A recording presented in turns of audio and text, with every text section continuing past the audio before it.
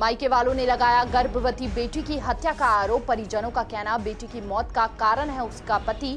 गर्भ में पल रहे बच्चे की भी गई जान। पुलिस पूरे मामले की तहकीकात में जुटी। धोखाधड़ी के मामले में बेरहम पुलिस ने शख्स के प्लास से खींचे नाखून। पुलिस की बर्बरता आई सामने। पीड़ित ने उपराज्यपाल और आला अधिकारियों से इंसाफ की लगाई गुहार।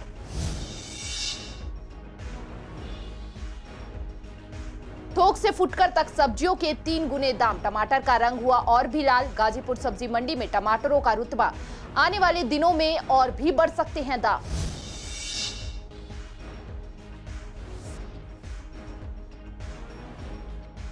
पूर्वी दिल्ली में पानी की समस्या होगी जल्द समाप्त। यूजीसीआर प्लांट जल्द ही लोगों को किया जाएगा समर्पित। प्लांट से लगभग 5 विधानसभा के लोगों को होगा फायदा।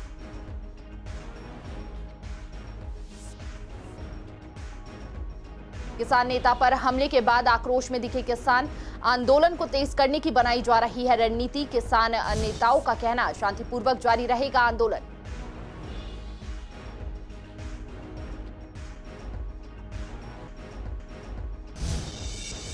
नमस्कार, आप देख रहे हैं पूर्वी दिल्ली खास। मैं हिमानी कटारिया। शुरुआत करते हैं पूर्वी दिल्ली की खास खबरों के साथ। उत्तर पूर्वी दिल्ली के खजूरी खास इलाके में एक ऐसा मामला सामने आया है जिसमें लड़की के परिवार वालों ने अपनी बेटी की मौत का कारण उसके पति को ही बताया है। दरअसल लड़की की शादी 5 साल पहले बबलू नामक शख्स से हुई थी, जो कि खजूरी खास का रहने वाला था। अचानक अनबन के चलते पति ने अपनी प्रेग्नेंट पत्नी को बीती 23 मार्च को मायके छोड़ दिया था। हालांकि लड़की के परिवार वालों का आरोप है कि लड़के ने मारपीट के बाद उसे घर से निकाल दिया था, जिसके बाद लड़की के परिवार वालों ने उसे निजी अस्पताल में दाखिल करवाया, जहां उसकी हालत गंभीर बताई गई और शुक्रवार को इलाज के दौरान लड़की ने दम तोड़ दिया। आपको बता दें कि पेट में पल रहा बच्चा भी इलाज के दौरान ही मर गया। हालांकि परिवार का आरोप है कि लड़की का पति पूरे परिवार के साथ लड़की को प्रताड़ित करता था। शुरू से ही पैसों को लेकर लड़की के घर वालों को परेशान किया करता था और लड़की के साथ मारपीट भी किया करता था। ऐसा ही उसने 23 तारीख को भी किया, जिसके बाद लड़की की तबीयत ज्यादा खराब हो गई। मामला ये है, इसने मारी पीटी थी, घर पे छोड़ के आया था ये, और ये बोला था अगर तुम कुछ हमारा बिगाड़ना चाहो तो बिगाड़ लेना। बच्चा ही मरा, हाँ। बहन ही मर गई। किसने मारा था? बबलू ने। बहन का कौन लगता है? हस्बैंड। 7-8 दिन पहले लगभग 23 तारीख को शाम को 5:30-6 बजे के बीच में ये हमारे गांव में आया था और हमारे घर से, यानी कि बेटी के घर से लगभग 200 मीटर दूर बच्चों को, 2 बच्चे छोटे छोटे, उनको छोड़ के चला गया और अपनी बीवी को छोड़ के चला गया। वो बीवी किसी भी तरह घर तक पहुंची। घर पहुंचने के बाद में उसका हालचाल हमने लिया तो उसकी हालत बहुत गंभीर थी। वो पेट से भी थी, प्रेग्नेंट थी। वहाँ हमने अपने लोकल डॉक्टर को दिखाया, उन्होंने बोल दिया कि भाई मामला सीरियस है, इसको अलीगढ़ ले जाओ। अलीगढ़ हमने प्राइवेट, हमारे पास में जिला लगता है अलीगढ़, हमने पास में प्राइवेट हॉस्पिटल है एलजी, उसमें हमने इनका ट्रीटमेंट कराने की कोशिश की। उन्होंने रिपोर्ट के एक्सपायर हुई है तो रात को लगभग 2:30 बजे। तो ये कह रहे हैं हमारी मांग कुछ नहीं, हमारी मांग तो ये है कि जो लड़की के साथ हुआ है, गलत हरकत जो उसने करी है, गलत मुँह करी है, उसको परेशान रखा है, उसको न्याय मिलना चाहिए। और आउटर नॉर्थ डिस्ट्रिक्ट के शाहबाद डेरी थाने के कुछ पुलिसकर्मियों ने धोखाधड़ी के मामले में एक शख्स को इस कदर टॉर्चर किया कि मानो जैसे वह कोई आतंकवादी हो। दरअसल पीड़ित के मुताबिक पुलिसकर्मियों ने उसे पूछताछ के बहाने थाने में बुलाकर बेरहमी से पीटा। साथ ही पीड़ित का कहना है कि पुलिस वाले यही नहीं रुके, उसके गुप्त अंग को भी नुकसान पहुंचाया। पीड़ित के साथ उसका भतीजा भी मौजूद था। पुलिस वालों ने उसे भी पीटा। फिलहाल पीड़ित इलाज के जीटीबी अस्पताल में चल रहा है और उनके हाथ और पैर पर प्लास्टर चढ़ा हुआ है। पीड़ित शादरा डिस्ट्रिक्ट के मानसरोवर पार्क इलाके का रहने वाला है। पीड़ित के परिजनों के अनुसार उन्होंने दिल्ली के उपराज्यपाल, कमिश्नर समेत कई आला अधिकारियों को शिकायत भेजी है और कार्रवाई की मांग की है। यहाँ से मेरे को लेके जीटी करना रोड से गाड़ी में बिठाए, वहाँ शाहबाद डेरी थाने में ले गए। वहाँ उतारते ही पीटना शुरू कर दिया मेरे को। फिर 2 घंटे 3 घंटे अंदर बिठाए, फिर उल्टा टंगवा के मेरे को बहुत मारा, हाथ पैर बांध के मेरे। उसके बाद प्राइवेट पार्ट में डंडा डाल दिया और प्लास से नखून भी खींचने लग गए और सर पे भी मारने लग गए। क्यों मार रहे थे, कुछ बताया उन्होंने? कुछ नहीं बताया। मैं पूछ रहा हूँ मेरा कसूर क्या है, तो कि कुछ नहीं बता रहे। महंग मित्तल की गाड़ी थी और 2 जने पुलिस वाले थे। महंग मित्तल की 2 गाड़ी थी, दोनों घर पे हमारे को छोड़ने आए। महंग मित्तल कौन है? महंग मित्तल स्क्रैप का ही आदमी है, व्यापारी है, जिसने मेरे को पिटवाया वो ही खुद था साथ में, और घर में भी घुस गए थे, गाली गलौज भी करके गए। गाड़ी में बिठा के हमें साबरडेरी थाने ले गए। थाने के बाहर छोड़ते ही पुलिस वालों को बुला के पिटाई चालू कर दी और पीटते पीटते अंदर ले गए। अंदर ले गए तो सारे फ़ोन वगैरह सब कुछ ले लिए हमारे से, और किसी से बात करने भी नहीं दे रहे और पिटना चालू कर रहे। जो भी पूछो तो पिटना चालू। उसके बाद कह रहे कमल से बात करवा रहे, तुम्हारी कमल से बात करवाए। कमल आया ही नहीं वहाँ, पता नहीं कहाँ था। हमें तो कमल के बहाने से ले गए और वहाँ पीटना शुरू कर दिया। कौन है? अब कमल का माल इन्होंने बेचा था किसी पार्टी को, कॉपर था। हाँ, तो बेचा था, तो वो माल कह रहा मेरा था, क्यों बेचा तुमने। सब्जियों के दामों में एक बार फिर उछाल देखने को मिल रहा है। कीमत आसमान की उड़ान भर रही है। वहीं गाजीपुर सब्जी मंडी में टमाटर के दामों में इजाफा देखने को मिला है। मंडी में टमाटर 16 से 20 रुपए किलो तक बिक रहे हैं। मंडी के चेयरमैन का कहना है कि फसल कम होने के कारण टमाटर के दामों में उछाल आया है और कई दिनों तक सब्जियों के दामों में इसी तरह उछाल देखने को मिल सकता है, जिसके कारण मंडी में ग्राहकों की कमी भी देखने को मिल रही है। दूसरी ओर फुटकर बाजारों में भी टमाटर 40 रुपए किलो तक बिक रहा है। फुटकर व्यापारियों का कहना है कि हमें मंडी से टमाटर महंगा मिल रहा है, इसके बाद खुदरा बाजार तक आते आते दाम और बढ़ जाते हैं और दाम बढ़ने से फुटकर व्यापारियों के व्यापार पर भी असर पड़ रहा है। जहां ग्राहक लगभग 2 या 3 किलो से ऊपर ही खरीदते थे, वहीं अब लगभग 2 किलो तक भी मुश्किल से खरीद रहे हैं। ऐसे में फुटकर व्यापारियों को अब घर खर्च भी निकालना मुश्किल हो गया है। देखिए, आलू और प्याज के 2 रेट लगातार गिर रहा है और टमाटर का रेट अभी 2-4 दिन से कुछ बढ़ा हुआ है। अभी टमाटर का रेट चल रहा है 16 रुपये किलो, प्याज का रेट चल रहा है 10 रुपये से 13 रुपये किलो, आलू का रेट चल रहा है 8 रुपये किलो। अब गर्मी आ रहा है, फसलें धीरे धीरे कम होगी, इसीलिए प्रचुर मात्रा में माल पहुंच रहा है। हमारे यहाँ गाजीपुर बॉर्डर में जो किसानों का आंदोलन है, उसे कोई फ़र्क नहीं है मंडी नहीं। ग्राहक तो थोड़ा समझिए कि इस समय कम हुआ है, क्योंकि जैसे कोरोना का फिर प्रकोप बढ़ा, लोगों में लगा कि फिर लॉकडाउन न हो जाए, इसीलिए लेबर टाइप के लोग हैं जो रेहड़ी पटरियों पर बेचते हैं, वो लोग अपने घर को कुछ कर गए हैं, इसीलिए ग्राहकी में थोड़ा कमी आई है। टमाटर की सर बात है, ये टमाटर लेने जाओगे ना तो 25 रुपये किलो टमाटर 22 रुपये मंडी से पड़ रहा है, तो वहाँ से महंगा मिल रहा, तो मैं किलो पे 3 रुपये लेके चल रहा हूँ। मार्केट दुकानदारी है ये नहीं सर, तो उसके लिए है ना सर, वहाँ से मंदा मिले तो मैं भी यहाँ मंदा बेचूँगा। मार्केट में इसका रेट जो है 40 रुपये और 50 रुपये है।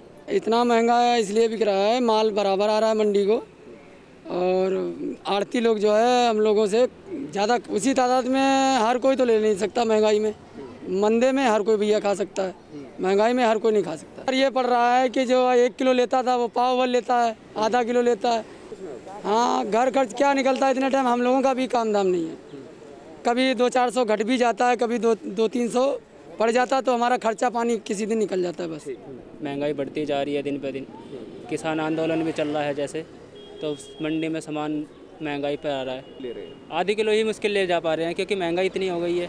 महंगाई में इतना अभाव पड़ा है कि जिसके मतलब गरीब आदमी का बिल्कुल ही रोना हो गया है। पूर्वी दिल्ली के लोगों की पानी की समस्या जल्द समाप्त होने वाली है। दिल्ली के उप मुख्यमंत्री मनीष सिसोदिया ने अपने विधानसभा क्षेत्र में 1 करोड़ 10 लाख लीटर की क्षमता वाला यूजीसीआर प्लांट बनाया है, जो जल्द ही लोगों को समर्पित किया जाएगा, जिससे लोगों की पानी की समस्या ही खत्म हो जाएगी।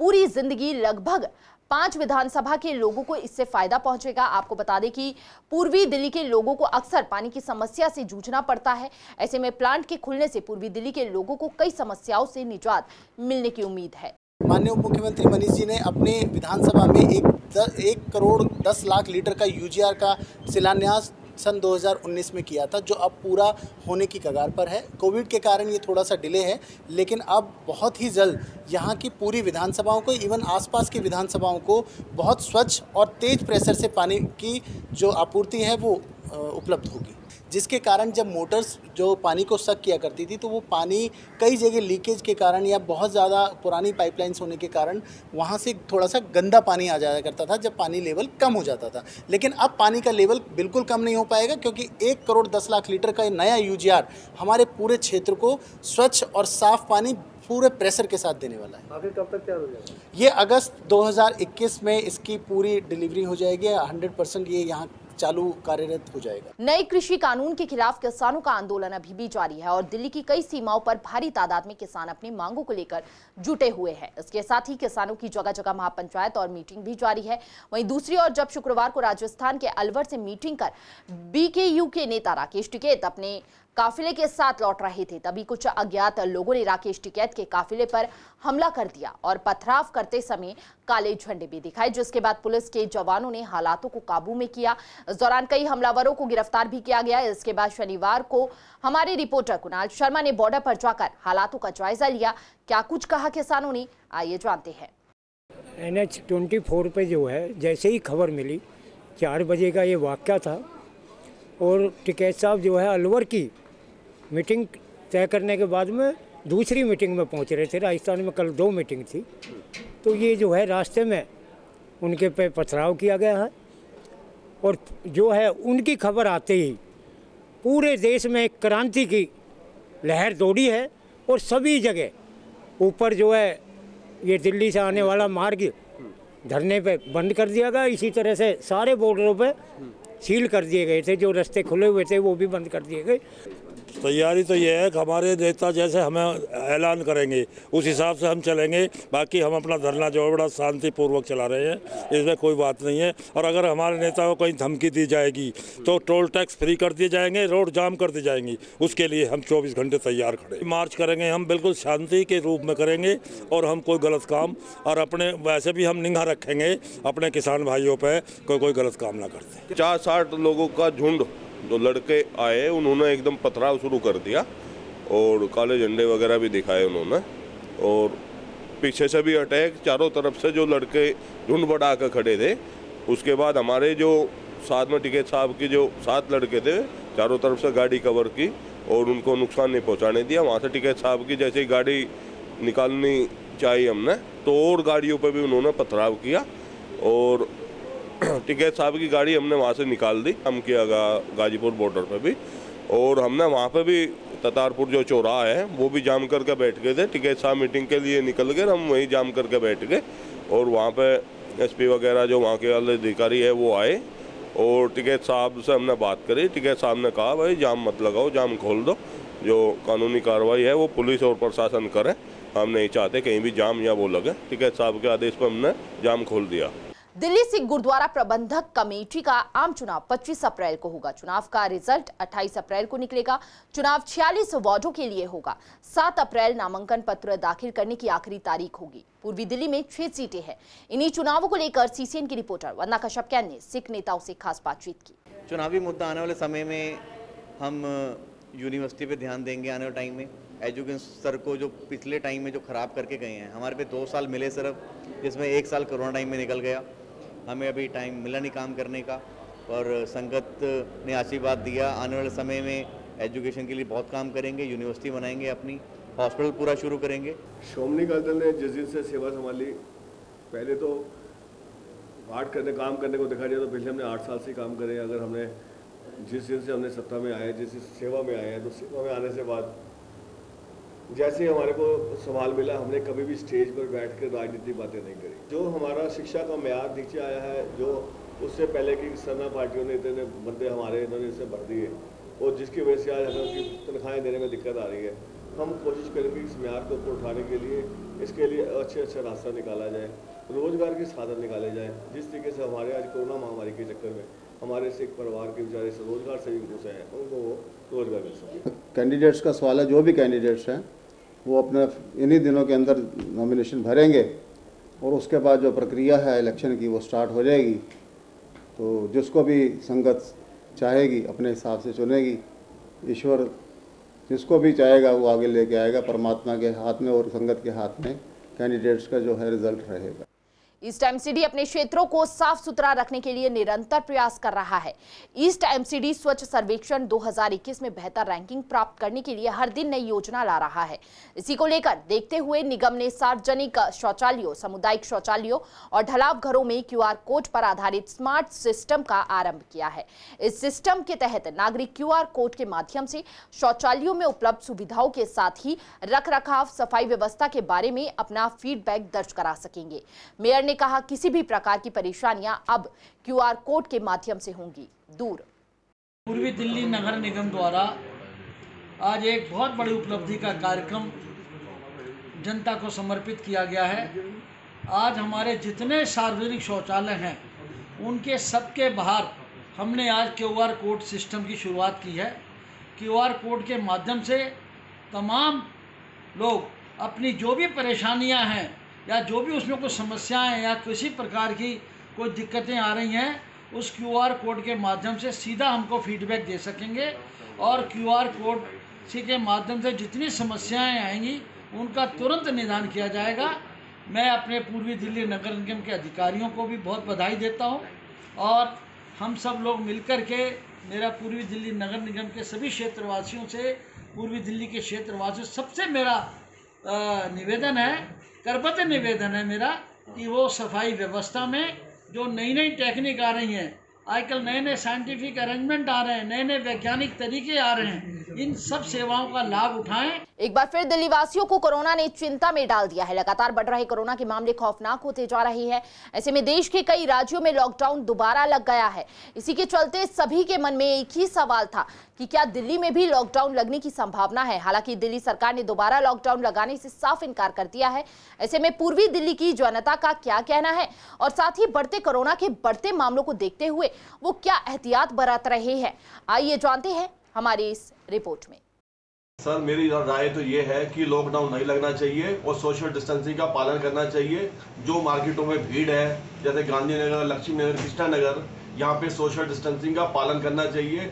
जो भी हमारे प्रशासन के लोग हैं इनको ध्यान देना चाहिए पब्लिक के ऊपर। सरकार को तो प्रशासन को सब करना ही पड़ेगा पब्लिक के लिए सब कुछ। अगर दोबारा लॉकडाउन लग गया तो बहुत दिक्कत हो जाएगी, बेरोजगारी हो जाएगी, भुखमरी हो जाएगी।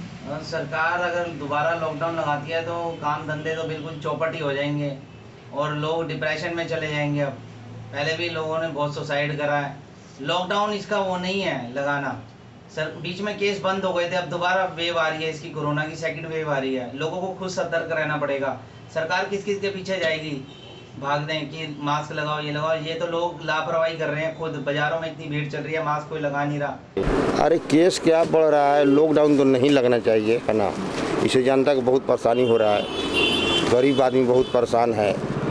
लॉकडाउन से कोई ये नहीं है, संभल कर अपना रहिए, बचाव कीजिए, है ना। ये नहीं, अभी तो आदमी के खाने पीने के लिए भी तो दिक्कत है ना। तो ये है कि डिस्टेंस ज़रूरी है, डिस्टेंस होना चाहिए लेकिन बंद नहीं होना चाहिए। हाँ, आम आदमी का बहुत कष्ट हो रहा है खाने पीने के लिए, या तमाम रोज़मर्रा की ज़िंदगी है, सुबह शाम कमाएगा तभी तो शाम को भोजन खाएगा। नहीं लगना चाहिए। गरीब आदमी कैसे जिएगा, कैसे खाएगा, इसका कोई जिम्मेदार है? कुछ मिल रहा है, हम सोनीपत से आए हैं, कहीं कोई सुविधा नहीं है, कोई सुविधा नहीं मिली लॉकडाउन में। लोग मास्क नहीं लगा रहे, सोशल डिस्टेंसिंग का पालन नहीं कर रहे, बिल्कुल केयरलेस हो गए हैं। इस कारण भी केस बढ़ने की कुछ वजह है। ये भी लॉकडाउन लग जाएगा तो फिर इकोनॉमी सारी परेशानियाँ, इकोनॉमिक क्राइसिस आ जाएगा। लॉकडाउन तो नहीं लगना चाहिए, हम तो नहीं चाहते लॉकडाउन लगे, मगर लोगों को संभल के रहना चाहिए कि हाँ जी, जो नियम जो फॉलो है, नियम को फॉलो करना चाहिए। हमारी मार्केट में अभी डेली चालान हो रहे हैं, इवन हमारा भी चालान परसों होते होते बचा है। ठीक है जी, मगर लोग उसके बाद भी केयरलेस है तो क्या करें बताइए। और फिलहाल पूर्वी दिल्ली खास में इतना ही। बाकी हर छोटी बड़ी खबरों के लिए बने रहिए CCN के साथ। नमस्कार।